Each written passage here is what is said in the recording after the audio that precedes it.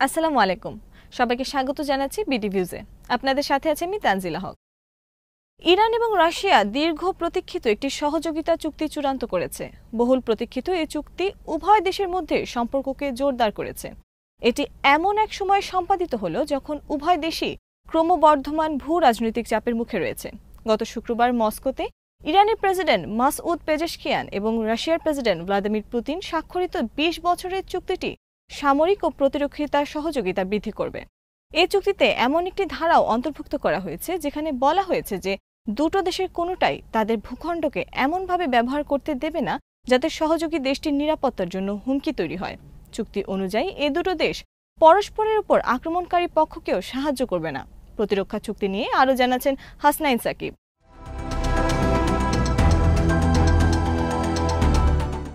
Ukraine যুদ্ধ ক্ষেত্রবিশেষে রাশিয়ার ভূ রাজনৈতিক অবস্থানকে দুর্বল করে দিয়েছে। অন্যদিকে পশ্চিমা নিষেধাজ্ঞা এবং ইসরায়েলের আক্রমণের কারণে একাধিক মিত্র দুর্বল হয়ে যাওয়ায় ইরানও চাপের মুখে পড়েছে। পাশাপাশি ডিসেম্বরের শুরুতে সিরিয়ায় বাশার আল আসাদের শাসনের পতনেরও মুখোমুখি হয়েছে। ইরান ও রাশিয়া অনেকদিন ধরেই এরকম প্রতিরক্ষা চুক্তি করতে চাইলেও তা সম্পাদন করতে পারছিল না, কিন্তু সিরিয়ায় আসাদ সরকারের পতনে দুই দেশ হুট করে এই চুক্তিতে সম্মত হয়েছে। কারণ উভয় শক্তি আসাদকে হারিয়ে একটি গুরুত্বপূর্ণ মিত্র হারিয়েছে, যা তাদের মধ্যপ্রাচ্যের প্রভাবকে দুর্বল করেছে।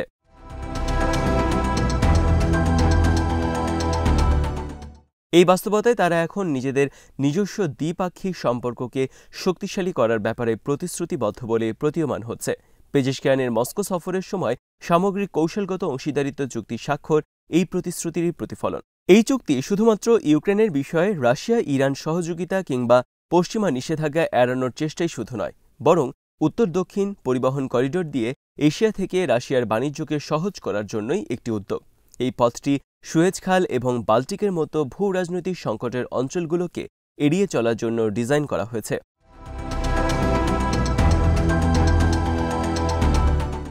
২০১১ সালে সিরিয়ার যুদ্ধ শুরুর আগ পর্যন্ত মস্কো এবং তেহরান উভয়েরই দামেস্কের সাথে নিজ নিজ কৌশলগত সম্পর্ক বজায় রেখেছিল।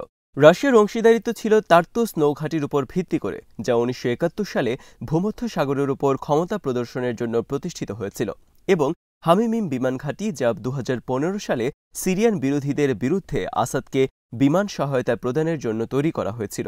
সময়ের সাথে সাথে এই বিমান ঘাঁটি আফ্রিকায় মস্কোর কার্যক্রম বিস্তারে একটি গুরুত্বপূর্ণ ভূমিকা পালন করেছে।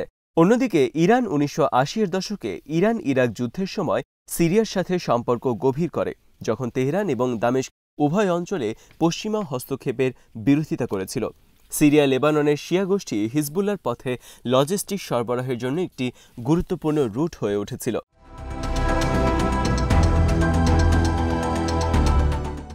যুদ্ধের অগ্রগতির সাথে সাথে সিরিয়ায় ইরান এবং রাশিয়ার কৌশলগত স্বার্থ একীভূত হয়, বিশেষ করে ২০১৫ সালে যখন উভয় দেশই বিরোধীদের বিজয় ঠেকাতে দৃঢ়ভাবে এগিয়ে আসে। ২০১৫ সালে সিরিয়ায় রাশিয়ার সামরিক হস্তক্ষেপ আসাদের শাসনকে স্থিতিশীল করে।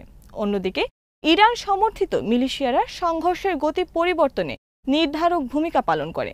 এরপর ২০২০ সালের পর থেকে সিরিয়ার ঘটনাগুলো রাশিয়া ইরান সম্পর্কের উপর সামান্য প্রভাব ফেলেছে, এবং এই সম্পর্ক বহু নতুন দিক দিয়ে বিকশিত হয়েছে।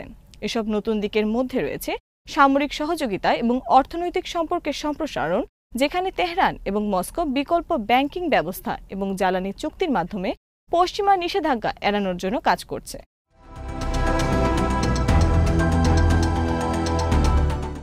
ইরান নিজেকে রাশিয়ার উত্তর দক্ষিণ পরিবহন করিডোরের একটি গুরুত্বপূর্ণ ট্রানজিট কেন্দ্র হিসেবে উপস্থাপন করেছে।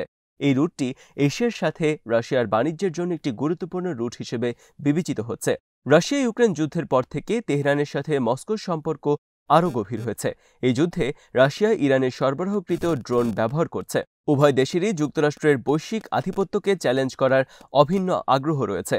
উভয় দেশই যুক্তরাষ্ট্র নেতৃত্বাধীন বৈশ্বিক ব্যবস্থার বিকল্প খুঁজছে। এক্ষেত্রে ইরান রাশিয়াকে তার পূর্বমুখী নীতির অংশীদার হিসেবে দেখছে। ২০২৩ সালে ইরান উদীয়মান অর্থনীতির দেশগুলোর প্ল্যাটফর্ম ব্রিক্সে যোগদান করেছে। এই জোটটি আগে থেকে রাশিয়া প্রভাবিত। ব্রিক্স একটি সহযোগিতামূলক প্ল্যাটফর্ম প্রদান করে, যেখানে ইরান তার কৌশলগত লক্ষ্যগুলির সাথে সামঞ্জস্য রেখে অংশীদারিত্বের সুযোগ খুঁজছে।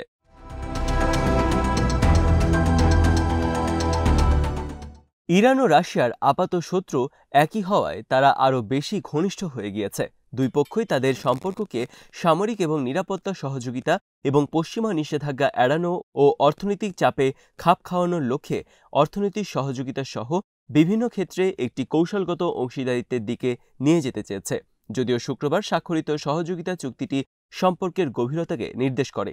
তবে এই চুক্তিতে পারস্পরিক প্রতিরক্ষা ধারা অন্তর্ভুক্ত করা হয়নি, কিংবা উত্তর কোরিয়ার সাথে রাশিয়া যেমন গত বছর এক ধরনের আনুষ্ঠানিক জোট করার চুক্তি করেছে, ইরানের সাথে স্বাক্ষরিত চুক্তিটি তেমনও নয়। এই বাস্তবতাটি প্রমাণ করে ইরান ও রাশিয়ার সম্পর্ক ঘনিষ্ঠ হলেও দ্বিপাক্ষিক স্বার্থ সংশ্লিষ্ট বিষয়ে দুই দেশের মধ্যে কিছু সীমাবদ্ধতাও রয়েছে।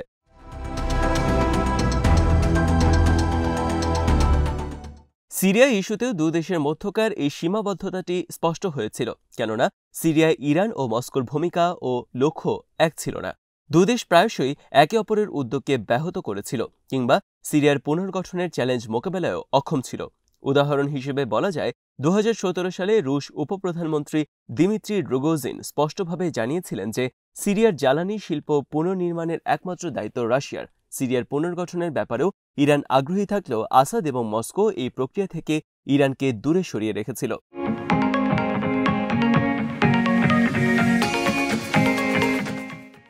সিরিয়ার নতুন প্রশাসনও রাশিয়া এবং ইরানের মধ্যে বিভেদের কারণ হতে পারে, কারণ এই প্রশাসনকে রাশিয়ার ব্যাপারে অধিকতর নমনীয় দেখা যাচ্ছে। আসাদের পতনের প্রভাব রাশিয়া এবং ইরানের উপর কতটা পড়বে তা নির্ভর করছে বেশ কিছু বিষয়ের উপর। তাছাড়া রাশিয়া, যুক্তরাষ্ট্র, তুরস্ক এবং সিরিয়ার নতুন ক্ষমতাধর শক্তির মধ্যে পর্দার আড়ালে কোনো চুক্তি বা সমঝোতা হয়েছে কিনা তা এখনও নিশ্চিত নয়।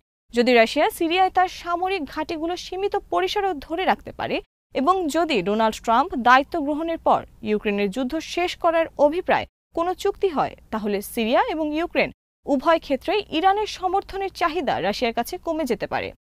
তবে গত কয়েক বছরে সহযোগিতার গভীরতা বৃদ্ধির কারণে ইরান রাশিয়া সম্পর্কের ক্ষেত্রে বড় ধরনের পরিবর্তন হওয়ার সম্ভাবনা কম।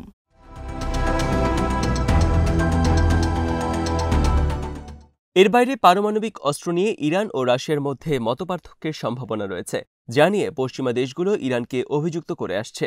ইরানের প্রতিরক্ষা নীতি আনুষ্ঠানিকভাবে পারমাণবিক অস্ত্র কার্যক্রমের বিরোধিতা করে, তবে ইরানের কিছু গোষ্ঠী সম্প্রতি এই নীতির পরিবর্তনের আহ্বান জানিয়েছে। বিশেষ করে লেবাননে হিজবুল্লাহ সহ এর মিত্রদের উপর ইসরায়েলের বেশ কয়েকটি আঘাতের পর তারা মনে করেছে যে সামরিক উদ্দেশ্যে পারমাণবিক প্রকল্পটি চালিয়ে যাওয়া ইরানের জন্য খুবই জরুরি।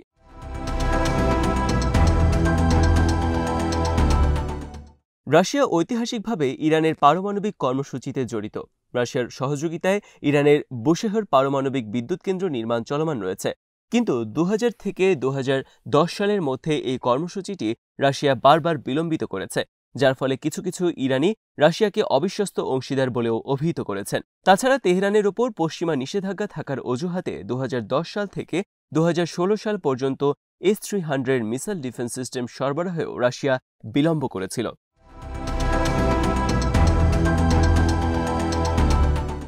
যেসব ইরানি বিশ্লেষক রাশিয়াকে ঠিক বিশ্বাস করতে পারেন না, তারা মনে করেন রাশিয়া কখনোই চায় না যে ইরান পারমাণবিক অস্ত্রে সজ্জিত হোক, কেননা ইরান পারমাণবিক অস্ত্রের অধিকারী হলে মধ্যপ্রাচ্যের শক্তির ভারসাম্য ইরানের পক্ষে ও রাশিয়ার স্বার্থের বিরুদ্ধে চলে যাবে।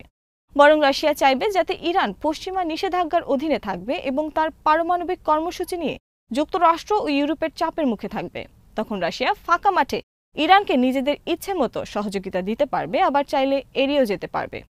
ভূ রাজনৈতিক পরিস্থিতি সবসময় সংশ্লিষ্ট ভূখণ্ডের বাস্তবতার উপর নির্ভর করে পরিবর্তিত হয়। সর্বশেষ সিরিয়াতেও তাই প্রমাণ হয়েছে। যদি মার্কিন বিরোধী কৌশলটি কোনো কারণে কাজ না করে এবং আদর্শিক কোনো দায়বদ্ধতা না থাকে, তাহলে পরাশক্তির বিরুদ্ধে লড়াই করে সফলতা পাওয়া যায় না।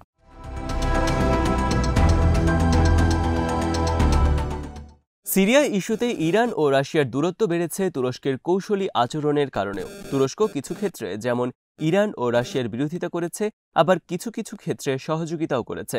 2024 সালের ডিসেম্বর মাসে আসাদ শাসনের পতনের সময় তুরস্ক, ইরান এবং রাশিয়ার পররাষ্ট্রমন্ত্রীরা কাতারের দোহা ফোরামের সাইডলাইনে বৈঠক করেন। ত্রিপক্ষীয় এই বৈঠকটি আস্তানা প্রক্রিয়ার অধীনে অনুষ্ঠিত হয়, যা সিরিয়ার সংঘাত ব্যবস্থাপনার জন্য একটি কূটনৈতিক উদ্যোগ। এই প্রক্রিয়ায় রাশিয়া ও ইরান শাসকের পক্ষের গ্যারান্টর হিসেবে এবং তুরস্ক বিরোধীদের পক্ষে কাজ করেছিল।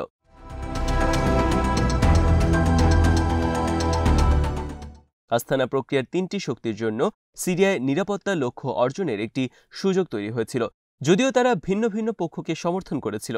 এখন পরিস্থিতি বদলেছে। আসাদ শাসনামলে তুরস্ক কিছুটা দুর্বল অবস্থানে থাকলেও নতুন প্রশাসন আসার পর তুরস্কের প্রভাবই দামেস্কে সবচেয়ে বেশি বৃদ্ধি পেয়েছে। ইরান ও রাশিয়াকে এখন পরিবর্তিত সিরিয়া পরিস্থিতির সাথে খাপ খাইয়ে পরবর্তী সিদ্ধান্ত নিতে হবে।